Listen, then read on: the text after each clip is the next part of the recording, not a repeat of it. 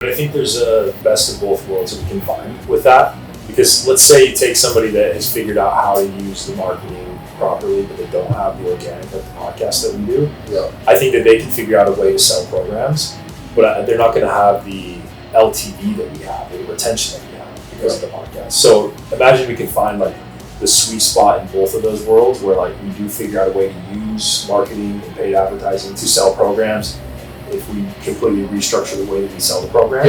And on top of that, we now have the podcast that's going to nurture those people. They're going to buy way more programs. So it's like finding like the balance. I believe it's there. I believe it's just, it was not the way we thought it was. Like, I don't think it's, and I remember our original marketing team telling us all the time, like, you need to have a program that says, you know, for her, and we're just so resistant to that. Because like, no, it's not authentic. I would train a female the same way I train a male, so I'm not going to sell it that way. Where we could never get on the same page that I see now today is just like, oh, what we could have done though is we could have done a better job on the intake portion and segmenting what these people's goals are and then recommending the programs that we've created for them, and the names are to them are irrelevant. So we shouldn't be naming them these weird names like they wanted, and we shouldn't be naming them the way we are. It's like, these are really designed for the coach or the trainer to know how to prescribe correctly. That's all it really is going to serve in my mind in the future is like, this allows you to go out and hire a trainer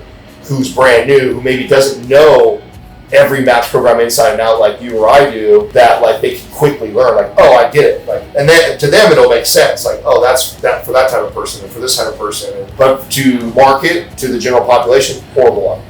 I think you're right. I think when we change that and the way we communicate that, I think that we can find a middle ground. And then what'll be awesome is it'll serve the business that we're scaling and building while simultaneously we may for the first time ever break outside of our ecosystem.